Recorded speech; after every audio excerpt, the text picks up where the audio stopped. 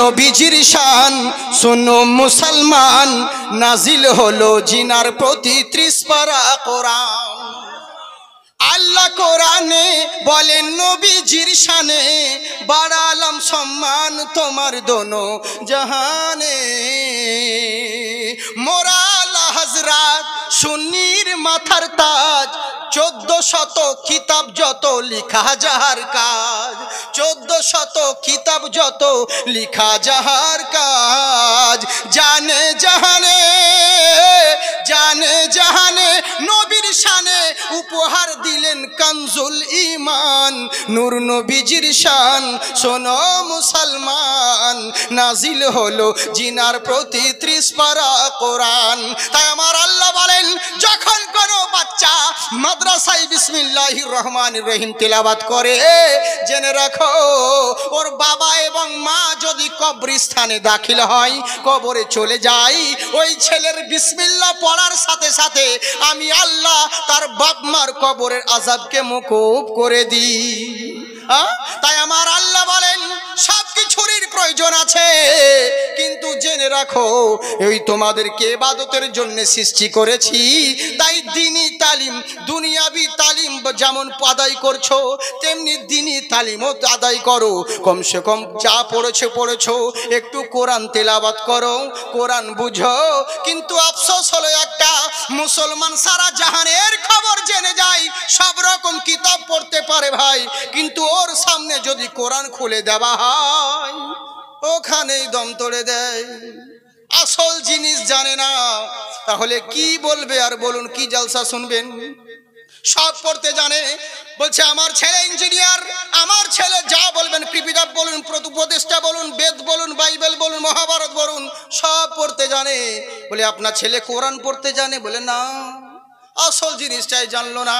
যেটা জানার প্রয়োজন ছিল সেটা জানলো না, যেটার প্রয়োজন নেই সেটা নিয়ে মানুষ ব্যস্ত থাকলো।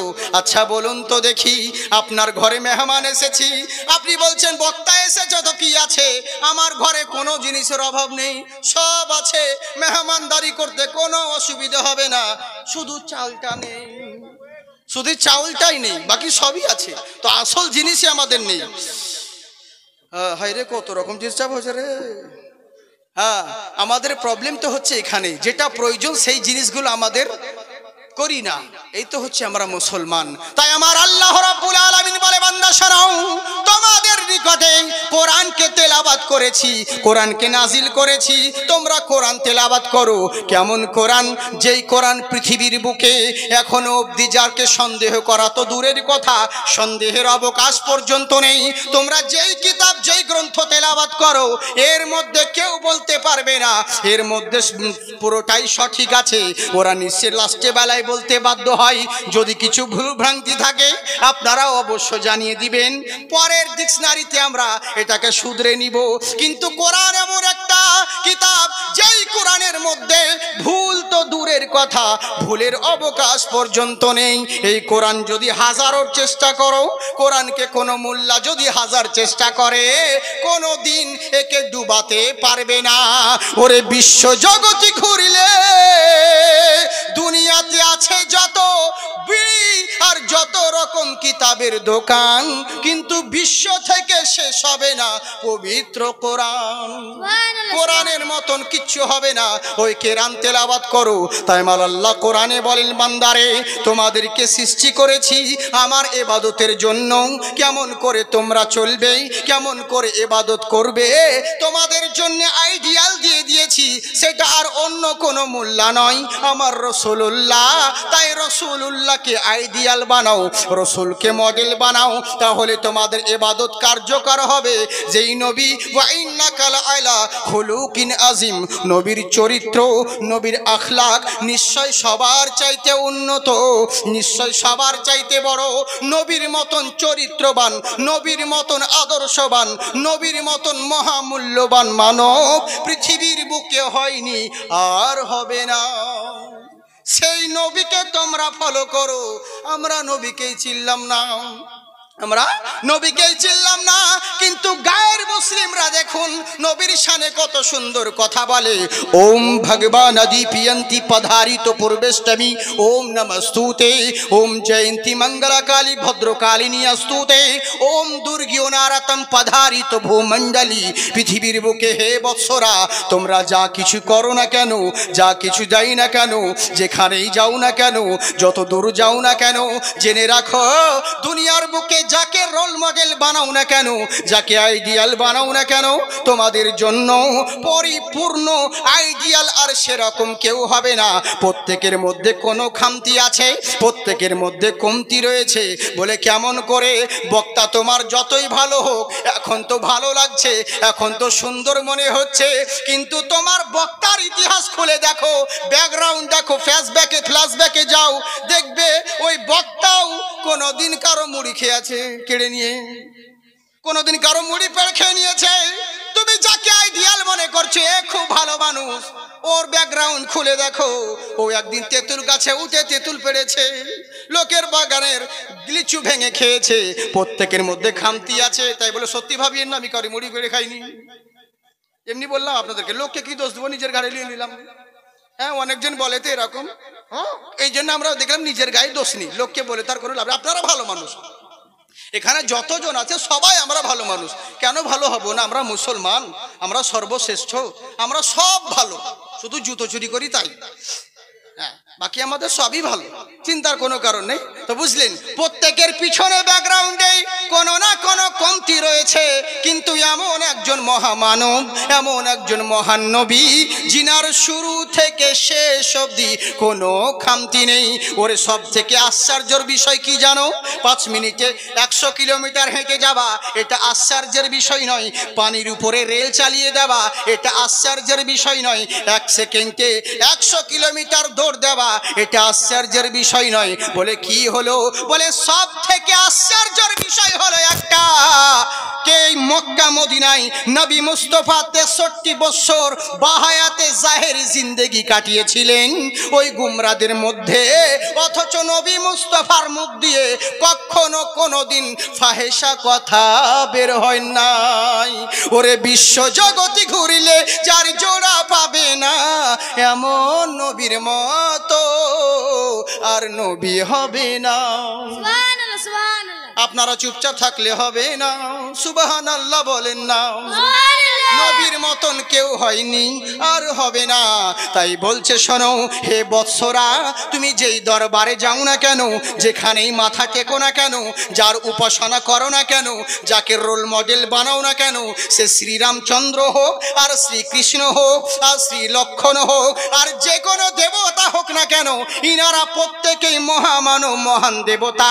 আমি কোনো ধর্মকে তাচ্ছিল্য করছি না, ইসলাম ধর্ম ওই শিক্ষা দেয় নাই, সে যে কোনো ধর্মের হোক না কেন, কোনো ধর্মকে আঘাত করা তোমার এটা অধিকার নয়। তাই আমার ধর্ম এই শিক্ষা দেয় না কাউকে আঘাত দিয়ে কথা বলি। কিন্তু আমি সত্যটা বলতে চাই, পৃথিবীর বুকে যত মহামানব আছে, যত মহান দেবতা রয়েছে, ইনারা প্রত্যেকেই মহামানব, মহান দেবতা, কিন্তু পৃথিবীর সৃষ্টিকর্তা নয়। সুবহানাল্লাহ। সৃষ্টিকর্তা নয় কেন বলেন? যদি 1000টা সৃষ্টিকর্তা হতো, দেশের 12টা বেজে যেত না, অবস্থা ঢিল হয়ে যেত। বলে কেমন করে? আচ্ছা বলুন তো দেখি, যদি 1000টা সৃষ্টিকর্তা হতো কি অবস্থা হতো? এই জালসার যদি 1000টা মোড়ল হতো, বক্তার ওয়াজ করা গোলমাল হয়ে যেত। হ্যাঁ, যদি 1000টা মোড়ল হয়, এক মোড়ল এসে বলে এটা বলবেন, আর একজন বলবে ওটা বলবেন, আর একজন বলবে এটা করবেন, বক্তা কোন কি বলবে বলুন? জালসা করা আমাদের জ্বালা খুব যায় জানে। এক জায়গায় জালসা করতে গেছি, ডান সাইড থেকে বলছে হুজুর মুনাজাত করবেন না, আমরা মুনাজাত করি না। বাম থেকে বা সাইড থেকে বলছে হুজুর আমরা মুনাজাত করি, আপনি মুনাজাত ছাড়বেন না, মুনাজাত করেন। বললাম তোমরা কারা? বলে আমরা কমিটি। বলে এরা কারা? বলে ওরাও কমিটি, 2 দলের লোক কমিটি। আমি দেখলাম জাল দোয়া করলেও দোষ, না করলেও দোষ, তার মানে তোমরা পয়সা দিবে না, এই চিন্তা করছো, এই যুক্তি। এবার কি করবো? ওদের কারণে এক হাতে মুনাজাত করতে হয়েছে, কি করব বুঝলেন? এই তো হচ্ছে অবস্থা। হ্যাঁ, যেমন সেরকম চলছে, যেমন মগু সেরকম আগুর দিয়ে চালাতে হচ্ছে। আমাদেরকে সম্মানের সহিত চেয়ার তো দিয়েছেন, খুব ভালো। ওই লেগে আমি এদিক ওদিক দেখছিলাম যে অন্য কিছু নাই তো। আবার হ্যাঁ গো, সম্মানের সহিত বক্তাকে হাইরে আসন দিয়েছে। আমার আগে এক বক্তা বক্তব্য রেখে গেছে, তো বক্তা দেখলাম এত ভালো সিংহাসন, ওটা ছেড়ে দিয়ে বুঝি না প্রধান বক্তাকে দিবেন, ওইটা বাদ দিয়ে অন্য কাঠের ভাঙা চেয়ারে বক্তব্য রাখছে। বলে এত ভালো চেয়ার ছেড়ে ওখানে বক্তব্য দিলে কেন রে? এদিক ওদিক তাকিয়ে দেখছি স্প্রিং এর চেয়ার, ওই চেয়ারটা স্প্রিং একটু ভেঙে উপর দিকে বেরিয়ে আছে। মানে কমাইতে বলতে চাইছে হুজুর কিছু দিতে পারলাম না, কিন্তু আজ যদি গোলমাল করেন স্প্রিং ঢুকে যাবে। বুঝলে, হাই রে সম্মান। খুব আপনারা নিচে বসে আছেন, ভালো আছেন, বুঝলেন তো? এই হচ্ছে ব্যাপার। আমরা খুব দায়ী, জানেন তো, মৌলবি মৌলানাদের খুব প্রবলেম। কি আর বলবো, আল্লাহ সকলকে হেদায়াত দান করুক। মৌলানাদের খুব অসুবিধে। হ্যাঁ গো বাবজি, যেদিকে যাবো সেদিকে প্রবলেম। গ্রামের ওরে মসজিদ, আচ্ছা বলুন তো, যাদের দূরের বাড়ি তাদের তো মসজিদে রমজান মাসে অসুবিধে হবে। মৌলবি মাইকে যখন ডাকে সেহেরি খাওয়ার জন্য, রান্না করার জন্য, দূরের ঘর যাদের তারা শুনতে পায় না। মসজিদের কাছে ইঁদারা আছে কুয়া, ওই পানি নিতে এসে মেয়েরা বলা বলি করে, আচ্ছা গ্রামের মোড়রা মৌলানা রেখেছে বোন, শুধু খেচে দে চার পাক পাড়া পেরে ঘুমিয়ে থাকছে, কিছু বলেই নেই। আমাদের রান্না করতে এত অসুবিধা হচ্ছে। এবার যাদের কাছে ঘর বাড়ি, এরা এসে মৌলবিকে শুনিয়ে শুনিয়ে বলছে, আচ্ছা গ্রামের মোড়রা মৌলবি রেখেছে বোন, শুধু খেচার খালি ভাবি নিজে ছাগলের মতো, নিজে ঘুমায় না, কাউকে ঘুমাতেও দেয় না। আচ্ছা বলুন মৌলবি যাবে কোন দিকে, কার কথা শুনবে? এই তো হচ্ছে ব্যাপার। আমরা যা করব সবই দোষ, বুঝলেন তো? এই হচ্ছে ব্যাপার, যার জন্য সাবধানে একটু কথা বলতে হয়। অসুবিধে নেই, একবার হাত উঠিয়ে বলেন আল্লাহু আকবার। তাই এবার শোনো গো, পৃথিবীর বুকে যাকে তোমরা মানো, যেই কারো করো না কেন, সৃষ্টিকর্তা পৃথিবীর বুকে কেবলমাত্র একজন, যার দ্বিতীয় কোনো কেউ নেই। বলে কেমন করে? ওম একাম্মা বিরহাম্মা দ্বিতীয় নাস্তি, একটাই ব্রহ্মা, একটাই স্রষ্টা, যার দ্বিতীয় কোনো কেউ নেই। আজকে ভেবেছিলাম বহু শ্লোক পড়বো, মন্ত্র পড়বো, কিন্তু হবে না। কারণ এই যে চোখ দাঁড়িয়ে আছে দেখছেন, খুব মুশকিল। এত নিষেধ করছি মানে শোনে না, বুঝলেন? তাও সেই ঠাকুর ফাকুরে থাম্বনেল লাগিয়ে ইউটিউবে ছেড়ে দিচ্ছে। কিন্তু যেদিন খাবে বাঁশ সেদিন বুঝতে পারবে। হ্যাঁ, আমাদের বলার কর্তব্য বলে দিই, কি দরকার?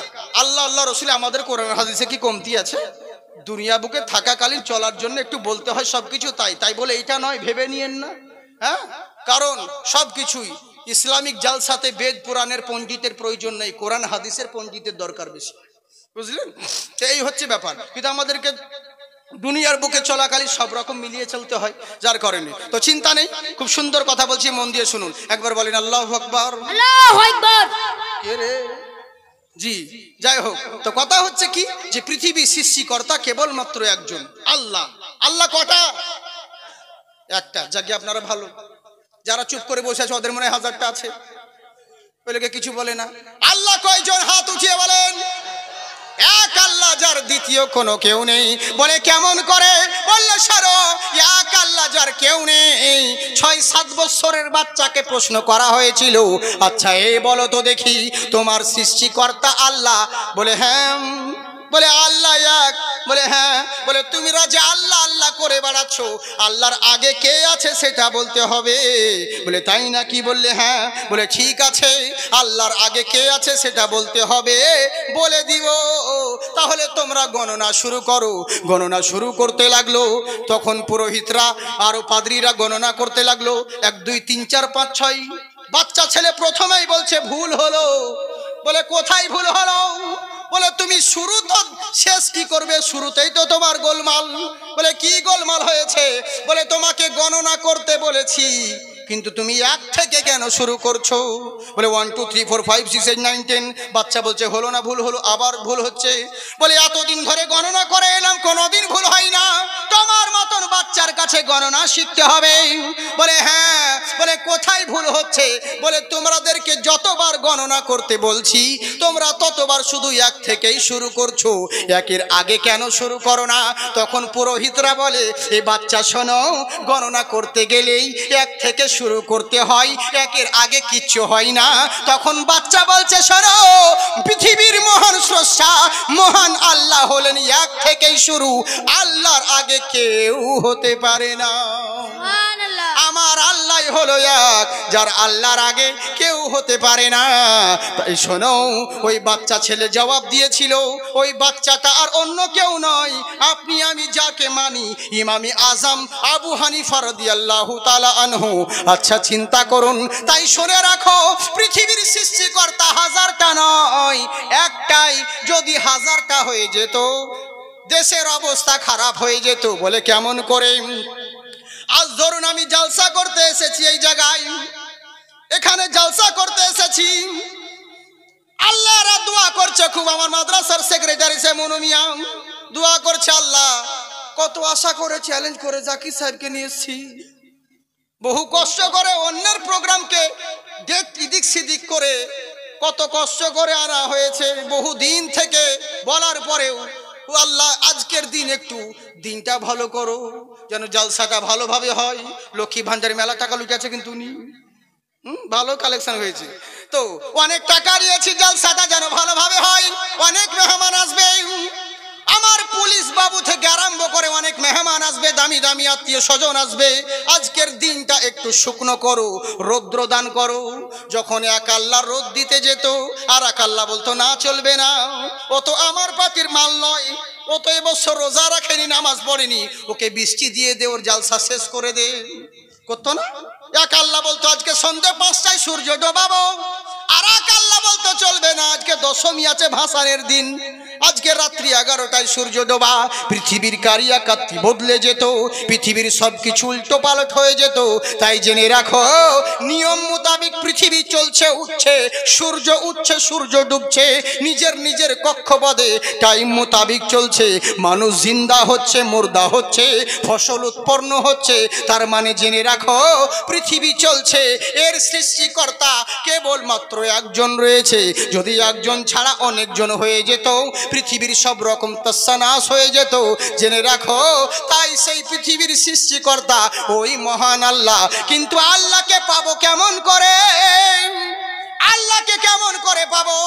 ওম গুরু মূর্তি ভক্তি পুনম পূজতনম, বনে জলে জঙ্গলে যেখানে যাব, মহান গুরু নাম জপলে সব সমস্যার সমাধান হবে জানি, কিন্তু মহান গুরুকে কোথায় পাবো?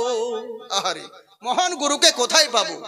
कहाँ गई वो सीता मैया, कहाँ गया है अब मरियम, भारत वर्ष में जिनके चरित्र पे गर्व किया करते हैं हम, गर्व किया करते थे हम, जो अपना इतिहास भुला दे, आग लगे उस फैशन में, आग लगे उस फैशन में, अमन की देवी तड़प रही है गांधी जी के आंगन में, গান্ধী জি কে আঙ্গন মে।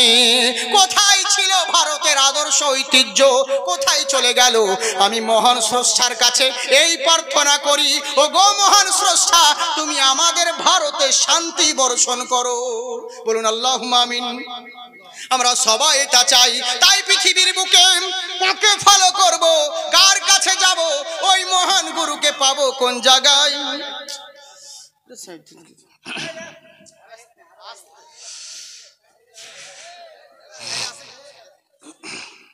জি জি জি, যাই হোক সাইডেই করো, কারণ ওনাদেরও অসুবিধা, খুব ইনপো কথা বলছি তো, মানে এদিক সেদিক হয়ে যাবে, মুশকিল। যাই হোক না কেন, হ্যাঁ চিন্তার কোনো কারণে কাউ কোথাও দেখতে হবে না, আপনারা শুধু আমাকে দেখুন। এইদিকে ধ্যান দিন, আর কি বলছে শুনুন। অন্যদিকে ধ্যান দিলে মানে আমার দিকে শুনুন। আমাদের যিনি হাফিজ সাহেব ছিলেন, বা হাফিজ এখন যারা হাফিজ সাহেবরা যিনারা হিফজ পড়ান, অনেক অনেক হাফিজ আছে যে ছাত্র যদি একসঙ্গে 10টা তালবে ইলম পড়ে তো কিছু বলতে হয় না। ও দূর থেকে যদি হাফিজ সাহেব যদি অন্যদিকে যায়, আমরা যখন হিফজ পড়তাম তো ভাবতাম হাফিজ সাহেব ছোট, তো হাফিজ সাহেব এদিক সেদিক ঘোরাঘুরি করছে, এই ফাঁকে হয়তো পিসটা উল্টে দিতাম, বাস ওখান থেকে ছড়ি ফাগড়িয়ে দিতাম দূর থেকে। এত ইয়াদ্দাস সিনার জাবার ছিল, তো বুঝলেন? তো এরকম আপনারা ওরকম করবেন, যেদিক সেদিকে হয়তো দেখতে পারেন, অসুবিধা নেই, কিন্তু কান যেন এদিকে থাকে, ধ্যান যেন আপনার আমাদের দিকে, আমি যা বলছি সেদিকে থাকে, বুঝলেন? একটু মনোযোগ সহকারে শুনুন।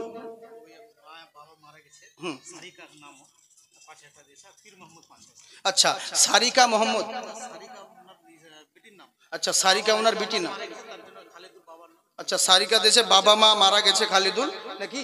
তো ইনশাল্লাহ ওনার বাবা মার নামে 5000 টাকা দিয়েছে। আর একজন কে বললেন যে পীর মোহাম্মদ সাহেব, মালদা পীরগঞ্জ থেকে নাকি? ও পীর মোহাম্মদ, যাকে পীর মোহাম্মদ উনিও দিয়েছেন 5,000 টাকা। আল্লাহ তুমি তাদের নেকদানকে কবুল করো, মাশাআল্লাহ, জিন্দাবাদ থাকুন।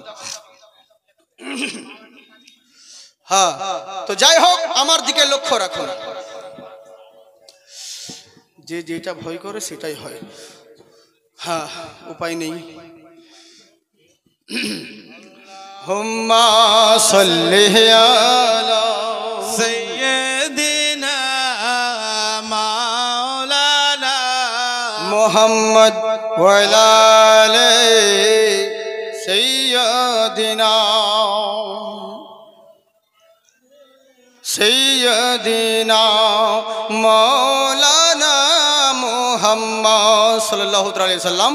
मोमिन तो आके देख सखावत की गोद में, मोमिन तो आके देख सखावत की गोद में, ले लेंगे मुस्तफ़ा तुझे रहमत की गोद में। শুধু কালামগুলো দেখুন কত সুন্দর। ওরে জাকিরের একটা কালামে তো জালসার পয়সা শোধ, বুঝলেন? কত সুন্দর কালাম দেখুন। হাত উঠিয়ে বলেন আল্লাহু আকবার। जो घर दे के हिफाजत इस्लाम कर गए, जो घर दे के हिफाजत इस्लाम कर गए, इस्लाम कर गए, हाँ इस्लाम कर गए। ओ सो रहे हैं देखो जन्नत की गोद में, ओ सो रहे हैं चैन से जन्नत की गोद में। मोमिन तो आके देख सखावत की गोद में, मोमिन तो आके देख सखावत की गोद में, ले लेंगे मुस्तफ़ा तुझे रहमत की गोद में, ले लेंगे मुस्तफ़ा तुझे रहमत की गोद में। তাই আমার নবী মুস্তাফার জন্য বলতে শোনো, ওই মহান গুরুকে গেলে কোথায় তুমি পাবে। আচ্ছা বাবা আমার জন্য, আচ্ছা নঈমুদ্দিন প্রধান সাহেব 5,000 টাকা দিয়েছেন।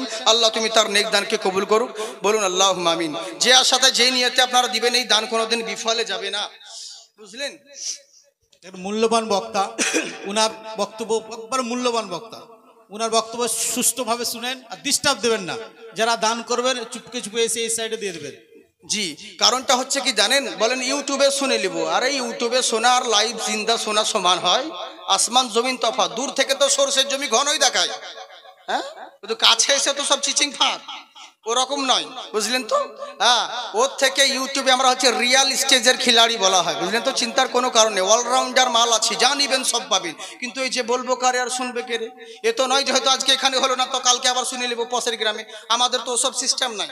আমরা বছরে এক একটা ডিস্ট্রিক্টে হয়তো 4 থেকে 5টা প্রোগ্রাম করি, এই হচ্ছে ব্যাপার। তো যার জন্যেই খুব রিকোয়েস্ট করলে হয়তো এক একটা জায়গা যেতে হয়। তো এরই লেগে আমার খুব মানে একটু যেটুকু যাই আমি চাই কিছু মূল্যবান কথা বলবো আর মানুষও শুনবে। কিন্তু এদিক সেদিক হলে আপনারা দেন, নিষেধ করছি না, কিন্তু সাইডে এসে নাম দিন, পরে আমাকে বলে দেবেন, আমি বলে দেবো। হাত উঠিয়ে বলেন আল্লাহু আকবার। আল্লাহু আকবার। পয়সা দিতে নিষেধ করবো না, কেন বলেন তো? তখন ঘুরিয়ে আমাকে বলবে পয়সা দিতে নিষেধ করলেন আপনি, নিশ্চয়ই যেতে আপনাকেও দিব না। হ্যাঁ, এরকম অনেক জায়গায় আছে। হাই রে কি বলবো, দুঃখের কথা। হ্যাঁ, খুব লজ্জার বিষয়। এ লেগে বলে যা ইচ্ছে আপনারা করুন, চিন্তার কোনো কারণ নেই। ওদিকে তো যাচ্ছে চাদর ফাদর, যে যাওয়া দিচ্ছেন, কিন্তু আমার দিকে ধ্যান দিন। বারবার করে সোনামুখী বলছি আপনাদেরকে, একটু আমার দিকে লক্ষ্য করুন। এই নয় যে হয়তো আপনাদের ফজর অবধি চালাবো, তাহলে আমার পরে বক্তা আছে, আমি টাইম টু টাইম, বাস আমার কিছু করার নেই, বুঝলেন? এই যে আমি রুলস খুব ফলো করি, কিন্তু আমি তবু আপনাদের এখানে ভালোবাসাই। আর আমার সেক্রেটারি সাহেব অনেকবার বুঝেছেন, রিকোয়েস্ট করেছেন। আর আমি যেটা ভেবেছিলাম অন্যান্য জায়গা থেকে আপনাদের এখানকার পরিবেশ সত্যি একটু আলাদা। এখানকার কালচারটাও খুব ভালো দেখলাম, শিক্ষিত এলাকা রয়েছে। ইনশাল্লাহ আমি দোয়া করি আল্লাহ আমার মুসলমান জাতির শান সম্মান আল্লাহ উঁচু করে দেখ, বলুন আল্লাহুম্মা আমিন। তো ইনশাল্লাহ সোনামুখী একটু মর্যাদাটা রাখুন, এটা নবীর মাহফিল। কত সুন্দর কথা দেখুন। বললে শোনাও, ওই নবীর মতন কেউ হয়নি আর হবে না। ওই মহান গুরু হলেন মহান নবী, নবীর কাছে যেতে হবে। নবীর কাছে গেলে মহান আল্লাহর সন্ধান পাবে। কিন্তু নবীকে পাবো কোথায়? পৃথিবীর বুকে ওই নবী যখন মক্কা নগরে আবির্ভাব হলেন, আগমন হলেন মক্কা নগরে, সবাই মিলে কেমন নবী চিন্তা করুন। এবার দিকে গুরু নানক বলছে, আচ্ছা শোনো, যদি বিশ্ব নবীকে মানি, কেন মানবো? কিসের কারণে মানবো? এত এত মহামানব থাকতে বিশ্ব নবীকে মানতে হবে কেন জরুরি? শোনো কিসের জন্য জরুরি? বলছে শোনো, বিশ্ব নবীকে এরই জন্যই জরুরি কারণ প্রত্যেকের মধ্যে কোনো না কোনো খামতি আর কমতি পাবে, কিন্তু উনি এমন মহামানব গো, উনার চরিত্রে উনার আখলাকে এক বিন্দু পরিমাণ কমতি পাবে না। উনি এমন নবী গো। বলে কেমন নবী? বললো শোনো, ওই নবীর আখলাক যদি তোমার মধ্যে থাকে, নবীর ইসলাম যদি গ্রহণ করতে পারো, তাহলে জেনে রাখবে তোমার উপরে শান্তি বর্ষণ করে। উনি মানুষকে শান্তির বাণী প্রচার করেছেন। বলে কেমন করে প্রচার করেছেন? বলে আচ্ছা শুনে রাখো কেমন নবী। যখন বিশ্বনবী মুস্তাফা সাল্লাল্লাহু তাআলা আলাইহি সাল্লাম হিজরতের আগে মক্কায় কাবা ঘরের চাবি ছিল উসমান বিন তালহার হাতে। উসমান বিন তালহার হাতে মক্কার চাবি ছিল, কাবা ঘরের চাবি। এবার আমার নবী মুস্তাফা বললেন, ও উসমান বিন তালহা। বলে কি বলেন হুজুর? বলে একটু কাবা ঘরের চাবিটা দাও। মন দিয়ে শুনুন, এতক্ষণ যা শুনলেন আমার দিকে ধ্যান দিন। আমার নবীর আদর্শ দেখুন। উসমান বিন তালহাকে বলছে, উসমান বিন তালহা। বলে বলেন কি বলছেন? বলে একটু কাবা ঘরের চাবিটা দাও। বলে কেন দিব? বলে একটু মন ভরে কাবার ভিতর ঢুকে আল্লাহর ইবাদত আমি করব, আল্লাহর ইবাদত কাবার ভিতরে প্রবেশ করে করব। বলে কেন কেন? আমি কাবা ঘরের চাবি দিতে পারবো না। আমার নবী বলেন, উসমান বিন তালহা কেন চাবি দিবে না? এই কাবা ঘরের মুতাল্লি আমার দাদু আব্দুল মুত্তালিব। এই কাবা ঘরে রক্ষণাবেক্ষণ করেছেন আমার বাবা আব্দুল্লাহ। আমি সেই ঘরের ছেলে, আমি সেই ভ্রান্তের ছেলে, আর তুমি কেন আমাকে কাবা ঘরের চাবি দিবে না?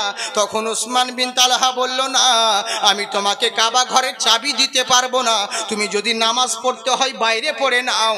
আমার নবী চোখ দিয়ে পানি ঝরতে আছে আর বলছেন, ও গো উসমান বিন তালহা শোনো, আমি যখন নামাজ আদায় করতে যাচ্ছি, আমার হিন্দু ভাই, আমার খ্রিস্টান ভাই, যেই যা কোনো জাতির ধর্মের হোক না কেন, মন দিয়ে শুনুন, আমি আপনাকে করজোরে নিবেদন করতে পারবো, পৃথিবীর বহু নোবেল নাটক ইতিহাস পড়েছেন, আমার নবী মুস্তাফার আখলাক, আমার নবী মুস্তাফার ইতিহাস একবার পড়ে দেখুন। কসম আল্লাহর বলি, নবীর আদর্শ যদি আপনার চরিত্রের মধ্যে দাখিল হয়, দুনিয়ার মানুষ আপনার চরণে প্রণাম করবে। বুঝলেন?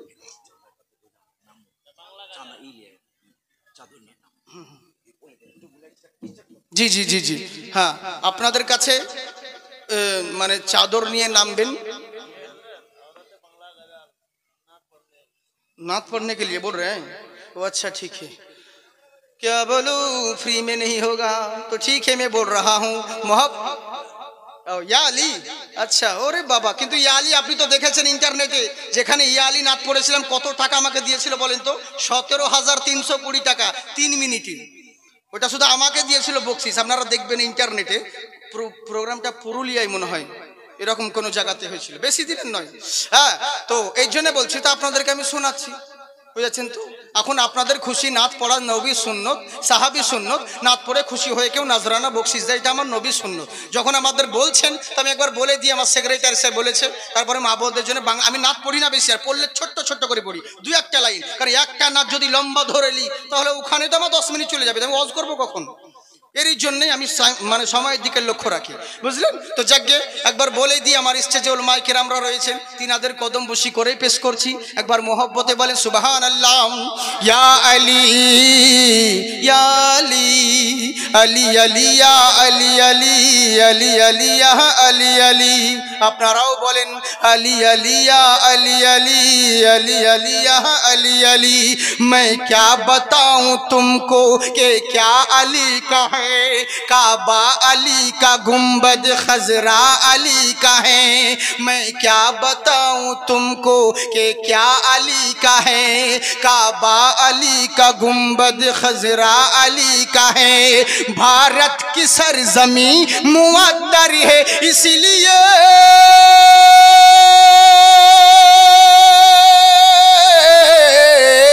भारत की सरजमीन मुअत्तर है इसलिए, भारत की सरजमीन मुअत्तर है इसलिए, ख्वाजा पिया के जलवे में जलवा अली का है। या अली या अली মাশাআল্লাহ সুবহানাল্লাহ। আল্লাহ আপনাদের নেক দান কবুল করুক। কি বলছে দেখুন, আলী আলিয়া আলী আলী আলী আলিয়া আলী আলী, मोहब्बत के साथ बोलिए सुभान अल्लाह। कत सुंदर कथा देखुन, मैं क्या बताऊं तुमको कि क्या अली का है, काबा अली का गुंबद खजरा अली का है, भारत की सरजमी मुअत्तर है इसलिए, भारत की सरजमी मुअत्तर है इसलिए, भारत की सरजमी मुअत्तर है इसलिए, ख्वाजा पिया के जलवे में जलवा अली का है, या अली या अली। और एक शेर पढ़ी जोरे बोलें सुबहानाल्लाह। কত সুন্দর কথা দেখুন, মাশাআল্লাহ। আমার বকশিশ দিছে তো ভাই, হ্যাঁ ঠিক আছে, তখন আপনার বলে লিছি, তখন বলে মোরে আমাদের টাকা নিয়ে পালালো, যাকে অসুবিধে নেই। কত সুন্দর কথা দেখুন, মাশাআল্লাহ সুবহানাল্লাহ সুবহানাল্লাহ। আল্লাহ পাক আপনাকে আবাদ রাখুক। আচ্ছা গৌতম ঠিকাদার 10,011 টাকা। আচ্ছা আচ্ছা আচ্ছা জি, যেদিন গজালের জন্য বাবজি 100 টাকা দিয়েছে, আল্লাহ তুমি নেকদারকে কবুল করো। কত সুন্দর কথা দেখুন, আলী আলিয়া আলী আলী আলী আলিয়া আলী আলী। क्या बोलছে, কত সুন্দর কথা দেখুন, कि मैदान में ओ शेर खुदा का जिधर गया, कुफार बोले भाग के अब तन से सर गया, मैदान में ओ शेर खुदा का जिधर गया, कुफार बोले भाग के अब तन से सर गया, ताकत खुदा ने बख्शी थी उनको इस कदर,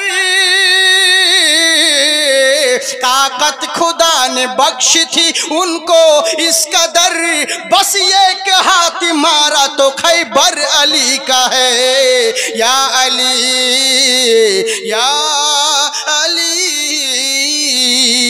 তাই আমার নবী রাখলাক, দেখো হযরত আলীকে বললেন, ও আলী যাও গিয়ে তুমি বলো কাবা ঘরের চাবিটা আনতে, এ দিল না। আমার নবী বলছে, ওসমান বিন তালহা আমি নামাজ আদায় করতে থাকবো, একবার কাবা ঘরের চাবি দাও। তখন উসমান বিন তালহা বলল, কেন চাবি দেব? বলি আমি নামাজ পড়বো। বললে বাইরে আদায় করো। বললে না, আমি নামাজ যখন বাইরে আদায় করছি, মক্কার কাফেররা আমার পিঠে ঘোড়া উটের ভুঁড়ি চাপিয়ে দিচ্ছে, আমার উপর অঞ্চনা করছে, আমার উপর যন্ত্রণা চড়ছে, আমার উপর এরা চক্রান্ত করছে, আমার উপর এরা জুলুম করছে। ও উসমান বিন তালহা একটু মন ভরে আমি আমার আল্লাহর ইবাদত করব, একবার তুমি আমাকে কাবা ঘরের চাবি দাও। তখন উসমান বিন তালহা কোনো মতেই দিল না, বারবার গরম দেখাতে আছে। তখন আমার নবী বলেন, আচ্ছা তালহা শোনো। বলে কি হয়েছে? বলে আজ তুমি আমাকে কাবা ঘরের চাবি দিচ্ছ না, কিন্তু আচ্ছা বলো তো দেখি, কোনদিন এই মক্কার যদি আমি শাসক হই তুমি কি দিবে না? আপনারা জানেন লাঠির আঘাত দেহে লাগে, কিন্তু কথার আঘাত দিলে লাগে। লাঠির আঘাত দেহে ও তো মিটে যাবে, কিন্তু যে আঘাতটা দিলে লাগবে সেটা কখনো মেটানো যায় না। নবী আমার বললেন, তুমি আজকে চাবি দিচ্ছ না, কিন্তু কোনোদিন যদি এই মক্কার শাসক আমি হই তুমি কি সেদিন চাবি দেবে না? উসমান বিন তালহা একটু মুখটাকে বাঁকিয়ে নিয়ে বলছে, কেমন কথা বলছো তুমি? বাউন হয়ে চাঁদে হাত দিতে যাচ্ছ, ছেঁড়া কাতায় শুয়ে তুমি লাখ টাকার স্বপ্ন দেখছো, এটা কেমন করে হয়? তোমার মতন আব্দুল্লাহ হবে এই মক্কার শাসক, তুমি তো আমাকে হাসালে। যাই হোক, যখন মক্কা বিজয়ের দিন হয়ে গেল, এক বছরের মধ্যে যে দিন ফাতেহে মক্কার দিনে আমার সাহাবাগান সবাই রোজা অবস্থায় রয়েছে, সবাই রমজানের রোজা রেখেছে। আচ্ছা বলুন তো দেখি, ইসলামের জন্য যেমন রোজা রাখা ফরজ আছে, ইসলামের জন্য রোজা ভাঙাও ফরজ আছে। সুবহানাল্লাহ সুবহানাল্লাহ। রোজা যেমন রাখা ফরজ, তেমনি রোজা মানে ভেঙে দাও, রোজা ছেড়ে দেওয়াও এটা জায়েজ আছে। কেমন করে? 10,000 সাহাবীদেরকে আমার নবী মুস্তাফা নিয়ে এলেন, মক্কা প্রবেশ করবেন। তার পূর্বেই নবী আমার বললেন, সাহাবী শোনো, আজকে দিনের বেলায় প্রচন্ড রৌদ্র, প্রচন্ড সূর্যের তাপ, তোমাদেরকে তলোয়ারি ধরতে হতে পারে, আজকে যুদ্ধের মতো হতে পারে। এক কাজ করো, তোমরা রোজা ভেঙে দাও, রোজা ছেড়ে দাও। তখন সাহাবীরা বলছেন, হুজুর রোজা ছাড়বো না, রোজা রেখেছি ছাড়বো না। আমার নবী একটু জালালি মেজাজে উঠে তাঁবুর ভিতরে প্রবেশ করলেন। মা আমার উম্মে সালমা বলছে ইয়া রাসূলুল্লাহ নবী গো আপনি নারাজ হবেন না, আপনি দুঃখ পাবেন না। বলে কেন কেন? বলে এরই জন্যই হুজুর, আপনি যদি নারাজ হয়ে যান মহান আল্লাহ নারাজ হয়ে যাবে, সাহাবীদের উপর আপনি নারাজ হলে আল্লাহ ধ্বংস করে দিবে। তাই হুজুর আপনি নারাজ হবেন না। আপনি জানেন স্ত্রী ও এমন মিস্ত্রি, ও যদি ইচ্ছে করে যে কোনো স্বামীকে যে কোনো ছেলেকে জান্নাতের পথে আনতে পারে, আল্লাহ ওকে ওই ক্ষমতা দিয়েছে। আর যদি ইচ্ছে করে ও জাহান্নামের থেকে আরো খারাপ জায়গা নিয়ে যেতে পারে। কিন্তু আপনারা বলুন ভালো কাজ করে না খারাপের দিকেই বেশি? খারাপের দিকেই বেশি। হ্যাঁ গো, এরা ভালো কাজ পাবেন না এদের কাছে? ওই আশা করেন না। সামান্য লক্ষ্মী ভান্ডারের টাকা নিয়ে দেখেন না, দিন রাত কোনো মেয়ে বলেছে স্বামীকে নাও গো এতদিন তো আমি নিচ্ছি, একটা মাসের বেতন তুমি নাও, কিছু খাবা চাটা, যাই কি দেয় না। ওরা তো এমনিতেই বলে বেড়াই হ্যাঁ আমরা এখন স্বাধীন হব আর পুরুষের দরকার নাই। হ্যাঁ টাকা লিয়া কি করিব, আমরাও এখন মাইনে পাই। আমি দোয়া করি মমতা পিসিকে আর টাকা বাড়াইও না, 500 দিচ্ছে, দরকার হলে ওটাও বন্ধ করে দাও, কারণ ইয়াদের যা পিকা বেড়েছে। হ্যাঁ গো, আগে তো দোয়া করতাম আল্লাহ 500-র বদলে এদেরকে 5000 করে দাও, কিন্তু এখন দোয়া করি না ও সব চলবে না। 500 দেবতে যদি এত পিক আপ হয়, 5000 টাকা পেলে আপনাদের মতো স্বামীকে 14 বার তালাক দিত ভাই, বুঝলেন তো? হ্যাঁ না, লক্ষ্মীর ভান্ডার নাই, আমি এদিকের কথা বলছি না, কি আমাদের দিকের মেয়েদের কথা বলছি। তোমরা ভালো গো, তোমাদের কথা বলি না, তোমরা তো যথেষ্ট ভালো। হ্যাঁ না না, তোমরা যথেষ্ট ভালো, আমি ওইটাই তো বলছি। তোমরা দান করো, তোমরা যেমন এখানে অনেক দান করেছো লক্ষ্মী ভান্ডারের টাকা, তোমরা এরকম টাকা দিবে, তাহলে তোমাদের জন্য দোয়া করবো ভুল করে অন্যজনের অ্যাকাউন্টে টাকা যেন তোমাদের অ্যাকাউন্টে ঢুকে যায়। আর যদি না দান করো তাহলে ওই যে এমন দোয়া করবো ফিঙ্গার মিলবে না, তোমার বই আপডেটও হবে না, লিঙ্কও হবে না, টাকাও পাবে না। তো তোমরাও ভালো, তোমরা দাও, কারণ তোমাদের বিরুদ্ধে কথা বলা যাবে না, কারণ তোমাদের হাতে মৌলবীদের ভাব। তোমার বাড়িতে যখন পালি পড়ে তখন ছেলেরা এরা কেউ দায়ী নয়, এরা তো বলে চলে যায়, বাজার করে এনে দেয়, শাক সবজি এনে দেয়, কিন্তু রান্না করে দাও তোমরা।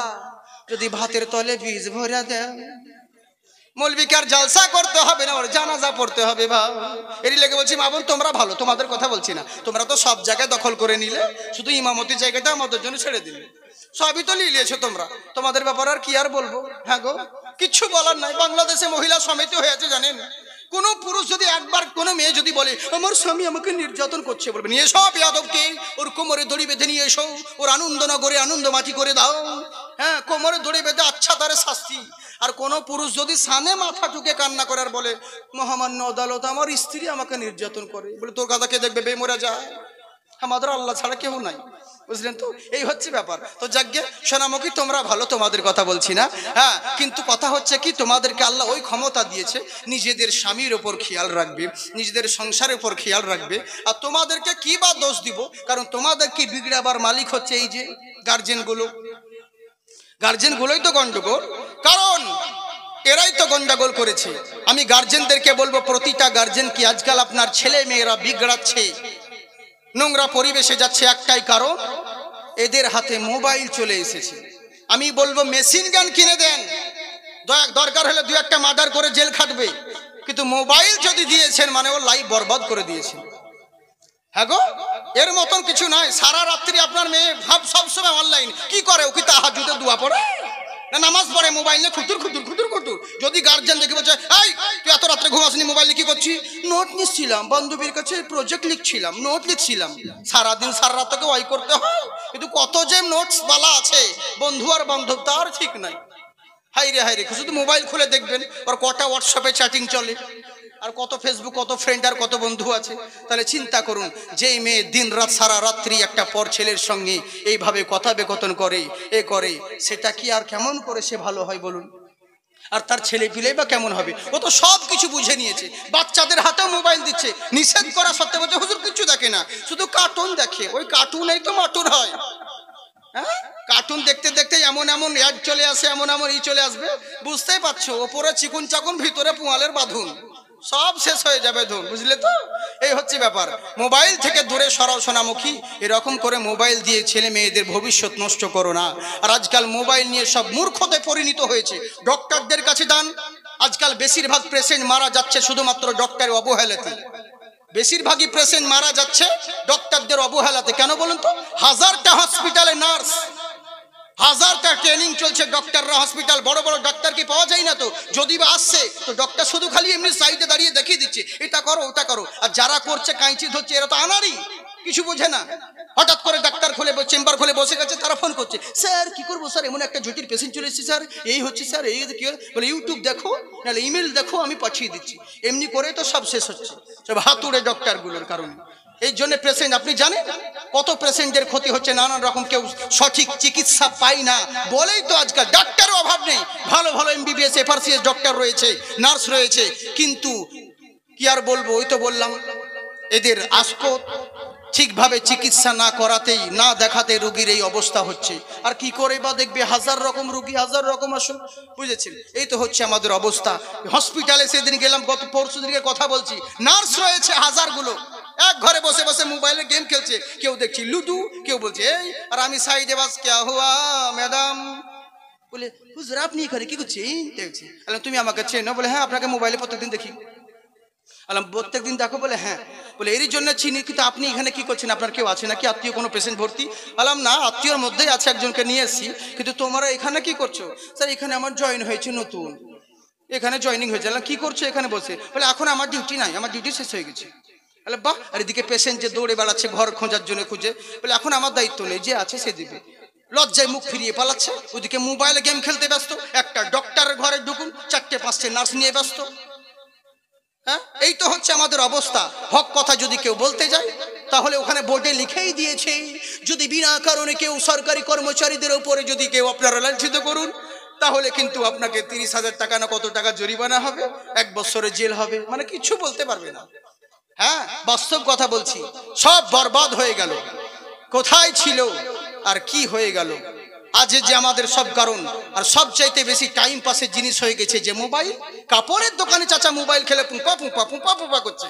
হ্যাঁ, পাবজি আর বাবজি, সাহারা আর মাহারা, যদি বলছি আমাকে দেখে এমনি করে লুক করছে। বললাম কি হয়েছিল ওটা একটু আগে, কি হচ্ছিল? বলে কি করবো বাবা, কাস্টমার নেই, তার এমনি টাইম পাস করছি। বলেছে টাইম ওর বাবা ওকে লিখে দিয়েছে, যে তোর চিন্তা না, এখন যত পারবি গেম খেল, যখন মরার সময় হবে 3 মাস আগে ফেরেশতা তোর কানে কানে বলে যাবে, ভাই তোকে নিব রে, এবার রেডি হ। আমরা এরকমই ভাবি, হ্যাঁ, যে চিন্তার কোনো কারণ নেই। হায় রে দুঃখ লাগে, বড় আফসোস লাগে। আমি প্রত্যেকটা গার্জেনদেরকে বলবো, প্রয়োজন যদি থাকে তবে বিনা প্রয়োজনে কাউকে কোনোদিন নিজের ছেলে মেয়েদের হাতে মোবাইল দিবেন না। আর দিলে পরে ফলো করবেন যে ও কি করে মোবাইল নিয়ে সব সময় 24 ঘন্টা। আপনাকে তো বলে যাচ্ছে এক কথা, কিন্তু দেখুন কি করছে। আমি আর খুলে বললাম না দেশের পরিস্থিতি। আজকে আপনারা তখন চেড়ে মরে লেগে যাচ্ছেন, স্কুলে বলছে বোরখা পড়তে দিব না, বোরখা পড়া নিষেধ করব, তখন তো খুব রাগ হচ্ছে আপনাদের, হ্যাঁ কেন বোরখা পড়তে দিবে না? কিন্তু দেখবে বোরখার আড়ালে কি করছে, স্কুলে গিয়ে বদমাশি করছে, তখন মাস্টারে ধরতেই পারছে না যে কে অন্যায় করছে, কারণ বোরখা পরে দেখতে তো পাচ্ছে না ও। এই তো হচ্ছে সমস্যা, বোরখার আড়ালে গন্ডগোল করছো, যার কারণেই সমস্যা। যেটা ভালো কাজের জন্য ব্যবহার হয়েছে সেই জিনিসটাকে তোমরা কলঙ্কিত করছো, এরকম করো না। আমি অনুরোধ করব মা বোনদেরকে, প্রত্যেক জিনিসের প্রয়োজন আছে, কিন্তু খবরদার সব সময় মনে রাখবে তুমি একজন মুসলমান, তোমার আখলাক, তোমার আদর্শ সবার চাইতে ভিন্ন হবে। তোমাকে দেখে যেন অন্যরা শিক্ষা নেয়, দীক্ষা নেয়। আর তুমি যদি অন্যদের মতন হয়ে যাও, তাহলে তোমার আর ওদের মধ্যে তফাৎ কি থাকলো? ওরে বাজাত ছিল রাজা মশাই, সে হিটলারের মতন এলান করেছিল আমার দেশে কোনো মুসলমানকে রাখা যাবে না, সবকে তাড়িয়ে দিল, গুলি করে শেষ করে দিল। কয়েকটা মুসলমান লুকিয়ে কেউ নাম পরিবর্তন করেছিল কিনা রাজা যাচাই করার জন্য বলে এক কাজ করতো, কোনো মুসলমান লুকিয়ে আছে কিনা দেখতে হবে। বলে কি করে দেখবো স্যার, সবাই তো একই ড্রেস, আমাদের ড্রেস পরছে, দাড়ি বাড়ি কেউ নেই তো। বলে আমার মন বলছে কোনো না কোনো মুসলমান আছে আমার দেশে লুকিয়ে। বলে কি করে পরীক্ষা করবো? বলে কিচ্ছু করতে হবে না, সিসি ক্যামেরার দরকার নেই। বলে এক জায়গায় একটা পানি রেখে দে, পানির ঘড়া, আর একটা বয়স্ক মানুষকে সাজিয়ে পিপাসার জন্য ও পানি পানি করবে, আল আতাস আল আতাস, ওকে ওইভাবে দাঁড় করিয়ে দিই, বসিয়ে দিই। আর দূরে ফলক তোরা দাঁড়িয়ে যা, লক্ষ্য করে দেখ। লক্ষ্য করে দেখতে আসে, হঠাৎ করে কেউ রাস্তা দিয়ে চলে যাচ্ছে, কেউ আসে না। একজন বান্দা তাড়াতাড়ি ওই বান্দাটাকে দেখে ওই ঘোড়া থেকে একটু পানি নিয়ে এসে হাতে করে নিয়ে যখন ওই বুড়ো মানুষটাকে খাইয়ে দিল, সঙ্গে সঙ্গে গোয়েন্দা এসে কলারকে ধরে নিল। এই চল। বলে কেন আমাকে ধরে নিচ্ছ? কি? বলে তোর নাম কি? বলে আমার নাম অমুক। নামটা কিন্তু অন্য নাম বলেছে। বলে তুই নাম চেঞ্জ করেছিস, কিন্তু তুই মুসলমান। বলে না আমি মুসলমান নই। বলে না তুই মুসলমান। বলে কে বললো ভাই? আমার কাছে তো দাড়িও নেই, আমার তো নামও আলাদা, দেখো এই সব কিছু ডকুমেন্টস দেখো, কিন্তু আমাকে মুসলিম কি করে জানলে তুমি? বলছে সরাও, ফলো করে দেখলাম ওরে রাস্তার ক্ষুধার্ত ব্যক্তিকে যে পানি পান করাই, যে আহার করাই, অন্ন দান করাই, সেটা নবী মুস্তফার ফলোয়ার ছাড়া, নবীর দিওয়ানা ছাড়া অন্য কেউ হতে পারে না। কেমন মুসলমানের আদর্শ ছিল, আর আমাদের এখনকার মুসলমান কেমন হয়ে গেল?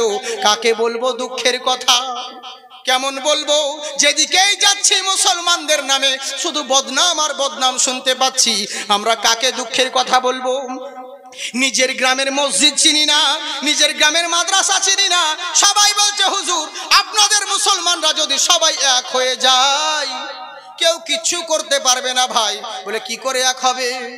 বলে যে বাবরি মসজিদ ভাঙলো, আন্দোলন কেন করলো না? বলে কি করবে, ও তো নিজের বাপের মসজিদ চিনে না, ও তো নিজের গ্রামের মসজিদ নিয়ে রাজনীতি করে, তো বাবরি মসজিদ ভাঙলো তো ওর কি যায় আছে? হ্যাঁ, ও তো নিজের মসজিদ যাই না, তাহলে কি হবে বলুন? কাকে দুঃখের কথা বলবো? এই জালসাতে যদি বলি ফিলিস্তিনের বিরুদ্ধে কারা কারা আছেন হাত উঠান, সবাই হাত উঠাবে। ক্যামেরাম্যান অন্য লোকেরা ভাববে যাগ্গে এবার কিন্তু ইসরায়েলের 12টা বেজে যাবে। যেমন জালসা শেষ হয়ে গেল, সব লুঙ্গি তুলে কে কোন দিকে দৌড়ালো, আর নাই আর নাই, মৌলবি একাই বসে থাকবে। বুঝলেন, এই তো হচ্ছে আমাদের অবস্থা, যতক্ষণকার ততক্ষণ। এরকম করলে হবে শোনা? আমরা মুসলমান, আরে আমরা খুশি নসিব যে আমাদের জন্য এমন একজন গার্ডিয়ান এসছে আল্লাহর তরফ থেকে, জিনাকে ফলো করলে আমরা ব্যবসা বাণিজ্য যা কিছু করব সব দিকে আমরা উন্নতি পাবো। কিন্তু আমরা সেই নবীকেই চিনলাম না। কেমন নবী? তুমি মুস্তাফা বললেন শোনো, আজকের দিনে তোমরা যদি করো সব আমাকে ফলো করো সবাই লাভবান হবে, কিন্তু আমরা নবীকেই চিনলাম না। আজকাল মুসলমান যুবক যুবতীরা যদি নবীকে ফলো করত কোনো জায়গায় পদদলিত লাঞ্ছিত হতো না। তাই আমি মা বোনদেরকে বলবো, তোমাদেরকে আল্লাহ ওই ক্ষমতা দিয়েছে, চেষ্টা করবে স্বামীকে এবং ছেলেদেরকে জান্নাতের পথে টেনে আনা। স্কুল যদি একদিন না যায়, বাবার কাছে ফোন করে বলছো তোমার ছেলে স্কুল যায়নি। যদি তোমার ছেলে টিউশন না যায়, বাবার কাছে নালিশ করছো, কিন্তু দিনের পর দিন চলে যাচ্ছে তোমার ছেলে 5 ওয়াক্ত তো দূরের কথা জুম্মার নামাজ পড়তে যায় না, তুমি তখন কিচ্ছু বলো না। তাহলে তুমি বলো তোমার ছেলের জন্য দায়ী কে হবে? মা। তোমরা লক্ষ্য করো, আল্লাহ তোমাদের মুখে জাদু দিয়েছে। তাই আমার উম্মে সালমা বলছে, নবী গো খবরদার নারাজ হবেন না। আপনি যদি সাহাবীদের উপর নারাজ হয়ে যান আল্লাহর গজব নাজিল করে দিবে। নবী বিবির কথা শুনে শান্ত হয়ে গেলেন। এখান থেকে বলছিলাম মনে হয়, আগে বলবো না ছেড়ে দিব? হ্যাঁ বলবো না ছেড়ে দেবো? বলবো তো? সত্যি বলছেন? আচ্ছা, যারা যারা শুনবেন হাত উঠিয়ে বলেন আল্লাহু আকবার। হ্যাঁ, জয় হোক, মাশাআল্লাহ, সুবহানাল্লাহ। আমি দেখতে পাইনি, আরেকবার বলেন হাত উঠিয়ে আল্লাহু আকবার। ও আল্লাহর নামে এখন হাত উঠাতে কষ্ট হচ্ছে, দাঁড়ান আর কয়দিন, কিছুদিন পরে ইলেকশন যখন হবে, হ্যাঁ কিছুদিন পরে যখন ইলেকশন আসবে না, তখন এই লোকগুলোই তখন চিল্লিয়ে চিল্লিয়ে বলবে ইনকলাব জিন্দাবাদ, বডি থাকবে মাথাবাদ। হ্যাঁ, বডি পাকিস্তান, মাথা কারগিল। কতজন বলে জাকির সাহেব তুমি বলো আমরা বাদ, যদি করো প্রতিবাদ, ধর থাকবে মুন্ডুবাদ। আমি বলি ভয় করি না বে, আমার জন্মস্থান মুর্শিদাবাদ। বুঝলেন তো? জিহাদ আল্লাহ রসুলের নামে উঠে ওই হাতে কোনোদিন লাকুয়া পড়ে না। হাত উঠিয়ে বলেন ইয়া রাসূলুল্লাহ। নানান জোনা, নানান ভাবে, নানান রকম, নানান সাজে গাইছে আমার মন, দুনিয়াতে হবে না মোর নবীজির মতো। আমার নবী মুস্তাফা বিবির কথা শুনে বললেন ঠিক আছে, মেনে নিলাম। আমার উম্মে সালমা বলছে, হুজুর সাহাবীদেরকে বলতে যাচ্ছেন কেন? আপনি আগে ইফতার করে নেন, দেখবেন আপনার ইফতার করা দেখে ওরা বাধ্য হবে। ওদেরকে কেন বলছেন আপনি? নবী মুস্তাফা আমার বিবির কথা শুনে তাড়াতাড়ি বাইরে বলে, কে গেছো খুরমা খেজুর নিয়ে এসো। পানি নিয়ে এসে ইফতার করলেন। রৌদ্র চলছে আর এখনো সময় নবীর দেখা দেখি। নবী তো শরীয়ত, নবী তো সবকিছু, নবী ইচ্ছে করলে সবকিছু পরিবর্তন করতে পারে। নবীর দেখা দেখি সমস্ত সাহাবারা চিন্তা করলেন বললেন, হাই রে হাই, কি করবো রে, আজ মনে হয় নবী আমাদের উপর নারাজ হয়েছে, আল্লাহ তুমি মাফ করে দাও, আল্লাহ ক্ষমা করে দাও। যে যার তাঁবুতে ছিল নিয়ে এসে ইফতার করে নিলেন, মক্কায় প্রবেশ করলেন। মক্কা নগরে এবার করলোটা কি, আবু সুফিয়ান দাঁড়িয়ে রয়েছে, সবাই গোল করে ঘেরাও করে আছে। আমার নবী মুস্তাফা গোসল করলেন, গোসল করার পরে বহু ঘটনা এখানে বলতে গেলে 4 দিন লাগবে। 4 দিনের ওয়াজ একদিনে করছি, তার মানে বুঝতে পারছেন কত ঘাপলা মারছি। এই হচ্ছে ব্যাপার। মেন কথা বলি, যখন এবার করলো কি, নবী মুস্তাফা আমার বললেন, শোনো, ওইদিকে দিন। নবী আমার বললেন, গোসল করার পরে এবার আবু সুফিয়ান দাঁড়িয়ে আছে, বলে ভাতিজা, বলে কি, গোটা মক্কায় হলকম্প শুরু হয়ে গেছে। মক্কাবাসীরা ভাবছে আজ আমরা রেহাই পাবো না, আজকে আমরা অনেক নবীকে অত্যাচার করেছি, অনেক জুলুম করেছি, নবীর সাহাবীদেরকেও অনেক অত্যাচার করেছি, জুলুম করেছি, আজকে আমাদের কিন্তু রেহাই নেই, আজ আমাদেরকে কতল করে দিবে, আজ আমাদেরকে হয়তো শেষ করে দিবে, আজ আমাদেরকে দুনিয়া থেকে বিদায় করে নিবে। নানান ঝনা সবাই সব রকম ভাবছে, কিন্তু বাহারে কুদরাতের কারিশমা, আমার নবী কেমন নবী, সবাই মনে মনে ভাবছে এত অত্যাচার করেছি, এত জুলুম করেছি, বাধ্য করেছি এখান থেকে মদিনা যেতে, এখন আমাদের আর রেহাই হবে না। তাই এবার সবাই মাথা নিচু করে দাঁড়িয়ে আছে। আমার নবী মুস্তাফা বলেন, চাচা তুমি আমার থেকে কি আশা করো? বলে ভাতিজা, তুমি তো আল আমিন নবী, তুমি তো দয়াবান নবী, তুমি সত্যবাদী, তোমার কাছে কি আশা করব? এইটুকু আশা করি যে আজ তুমি আমাদেরকে ক্ষমা করে দিবে।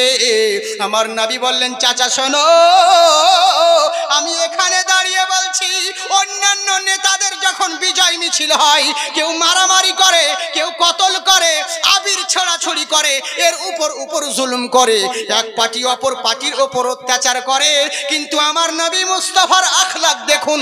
নবী আমার বলছেন, চাচা শোনো, আমি বিগত দিনের যা কষ্ট অত্যাচার সব ভুলে গেলাম, আমি তোমাকে ক্ষমা করে দিলাম। সুবহানাল্লাহ বলে। আবু সুফিয়ান কিন্তু নড়ছে না। বলে, চাচা নড়ছো না কেন? বলে, ভাতিজা তুমি আমাকে ক্ষমা করলে। নবী আমার বুঝতে পারলেন যে হ্যাঁ, কার কথা এবার বলতে চাইছে। বললে, চাচা শোনো, তোমার ঘরে যারা যারা আশ্রয় নিবে, আমি নবী তাদেরকেও ক্ষমা করে দিলাম, হ্যাঁ তাদেরকেও ক্ষমা করে দিলাম। আহারে, এবার করলো কি, আরো নড়ছে না। এদিকে আমার নবী হযরত আলীকে বললেন, আলী শোনো। বলে, কি হয়েছে? বলে, কাবা ঘরের চাবিটা নিয়ে এসো। উসমান বিন তালহা কোথায় আছে দেখো, চাবিটা নিয়ে এসো। হযরত আলী বলেন, উসমান বিন তালহা কোথায় আছে রে? এদিক ওদিকে খুঁজতে আছে, দেখছি এক কর্নারে লুকিয়ে আছে। উসমান বিন তালহা এক কর্নারে লুকিয়ে আছে। আমার নবী বলছে, এই তালহা, কাবা ঘরের চাবিটা দাও, আল্লাহর নবী বলেছে। বলে, আমি তো তাকে নবী বলে মানি না। বলে, আমি তো তাকে নবী বলে মানি না। বলে, তোমাকে তুমি মানো আর চাহে না মানো, কিচ্ছু যায় আসে না, ভদ্রভাবে বলছি কাবা ঘরের চাবিটা দাও। তখন কিন্তু উসমান বিন তালহা একটু নাকচ নাকচ ভাব করতে আছে। হযরত আলী বলছেন, শোনো তালহা, তোমাকে জব্দ করার জন্য আমার একটা হাত যথেষ্ট, একটা থাপ্পড় পড়লে তোমাকে মাটিতে মিশিয়ে দিব, কিন্তু আমার নবী বলেছেন, খবরদার আজকে কারোর সঙ্গে কখনো দুর্ব্যবহার করবে না। ভদ্রভাবে চাবিটা দাও। কাবা ঘরের চাবিটা নিয়ে এলেন। নিয়ে আসার পরে আমার নবী মুস্তাফার সামনে আবু সুফিয়ান দাঁড়িয়ে রয়েছে। বলে, ভাতিজা আর কি তোমার সঙ্গে একটা কথা ছিল? নবী আমার বললেন, আমার সঙ্গে আর কি? আপনি জানেন, যখন কেউ দাঁড়িয়ে আছে চুপ করে পালাচ্ছে না, তার মানে জানতে হবে যে এর ফকিরের কিন্তু এখনো মন ভরে নাই, এই ভিক্ষা আরো চাই। বলে, কি বলছো? বলে, ভাতিজা তোমার চাচি হিন্দা, যেমন হিন্দার নাম করা, সঙ্গে সঙ্গে নবীর চোখ দিয়ে পানি ঝরতে আছে। বলে, কান্না করছো কেন? বলে, আমার চাচার কথা মনে পড়ে গেল। ওরে আমার চাচা আমির হামজা, যেই চাচা আমি জন্মের পরে আব্বাকে দেখি নাই, আমার আব্বাকে দেখি নাই, লোকেরা আমাকে বলতো ভাতিজা তুমি তোমার আব্বাকে দেখো নাই ঠিক আছে, কিন্তু যদি তুমি তোমার আব্বাকে দেখতে চাও তোমার চাচা আমির হামজাকে দেখো, তোমার আব্বা দেখার আশা পূরণ হয়ে যাবে। তোমার আব্বার জেরক্স কপি আমির হামজা রয়েছে।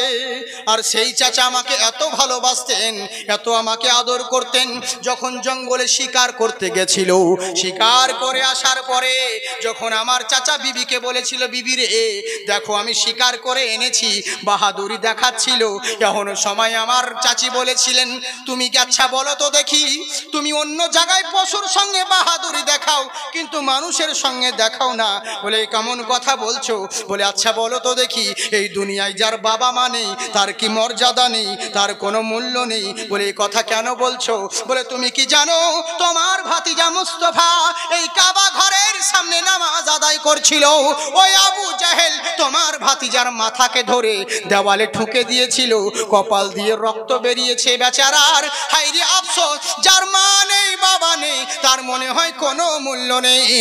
এই কথা যেমন শোনা আমির হামজার রক্ত ফুটতে আরম্ভ করলো, মনোবলে গিয়ে নিয়ে আবু জাহেল কোথায় আছে সেদিকে খুঁজতে লাগলো, যখন সময় খোঁজাখুঁজি করার পরে আবু জাহেলকে যখন দেখতে পেল, ওই সময় আবু জাহেলের মাথাটাকে ধরে যেমন ভাবে নবীকে দেওয়ালে ঠুকেছিলেন ওইভাবে দেওয়ালে তাকে ঠুকিয়ে দিয়ে তার কপাল দিয়ে রক্ত বের করে দিল, দৌড়িয়ে নবী মুস্তাফার দরবারে হাজির হলো হযরতে আমির হামজা। দেখছেন নবী আমার উপর দিকে মাথা করে মা খাদিজাতুল কুবরা নিজের ওড়না মুবারক ছিঁড়ে দিয়ে নবীর মাথা বেঁধে দিয়েছে। আমার আমির হামজা বলেন ও ভাতিজা তুমি খুশি হয়ে যাও, একবার মুখটা তোলো, একবার চোখটা খোলো, তোমার বদলা আমি নিয়ে নিয়েছি, আবু জাহেল তোমাকে যেমন ভাবে আঘাত করেছে আমি ওই রকম বদলা নিয়ে নিয়েছি, তুমি চিন্তা করো না। তখন আমার নবী বলেন ও আমার চাচা যান আপনি আমাকে খুশি দেখতে চান, বলে হ্যাঁ নিশ্চয়ই, বলে চাচা গো আবু জাহেলকে মারলেন বদলা নিলে পরে আমি খুশি হব না, সত্যিকারের যদি আমাকে ভালোবাসেন, সত্যিকার যদি আমাকে খুশি দেখতে চান তাহলে আপনি তাড়াতাড়ি কলমা পড়ে মুসলমান হয়ে যান। নবী মুস্তাফার হাত মুবারক ধরে কালমা তাইয়্যিবা লা ইলাহা ইল্লাল্লাহু মুহাম্মাদুর রাসূলুল্লাহ সাল্লাল্লাহু তাআলা আলাইহি ওয়াসাল্লাম কলমা পড়ে মুসলমান হলেন। আর ওই আমির হামজা যিনি আমাকে সব সময় ছেলের মতন লালন পালন করেছে, দেখাশোনা করেছে, ওই আমির হামজাকে উহুদের ময়দানে ওই হিন্দা তার কলিজা কেটে তার নাক কান কেটে গলার মালা তৈরি করেছে যাতে মুসলমানদের কষ্টটা আরো বেড়ে যায়। ওই চাচির কথা মনে করে দিলে হিন্দার যখন নাম করলো আমার চাচার কথা মনে পড়ে গেল। আমার নবী মুস্তাফা মাথা নিচু করে বললেন চাচা শোনো, তুমি যেই হিন্দার কথা বলছো যাও চিন্তা করো না, আমি আমার ওই হিন্দাকেও মাফ করে দিলাম। জগৎবাসীরা দেখলো আহারে আমার নবীরে, ওই নবীর আখলাক এত সুন্দর, ওই নবীর আদর্শ এত সুন্দর, এই নবীর আখলাক এত সুন্দর, যেই নবী বদলা নিতে নয় মানুষকে ক্ষমা করতে শিখেছে, সে কোনো সাধারণ মানব হতে পারে না, যিনি সবার চাইতে উন্নত, সবার চাইতে উজ্জ্বল নক্ষত্র, মহান স্রষ্টার প্রেরিত মানব, ওই নবী মহান নবী, উনি সত্যিকারের নবী। আহারে ওই নবীর মতন মানব আর কেউ কোথাও হয়নি। একদিন হযরতে আব্বাস বলছে ভাতিজা শোনো, বলে কি বলছেন চাচা যান, বলে শোনো শোনো ভাতিজা, বলে কি হয়েছে চাচা, আমি স্পিডে বলছি বলে অসুবিধা হচ্ছে আপনাদের? কারণ যদি ধীরে ধীরে বলি বহু সময় লেগে যাবে, বুঝলেন তো, এই জন্য আমি টাইম লক্ষ্য করে কথা বলছি। এইটাই আমি 3 ঘন্টা 4 ঘন্টা করবো তো কি ফায়দা, বুঝলেন, এরই জন্যই। আর যদি অসুবিধা হয় তো বলেন, ধীরে বলছি, কারণ আপনাদের এদিকে তো জীবনই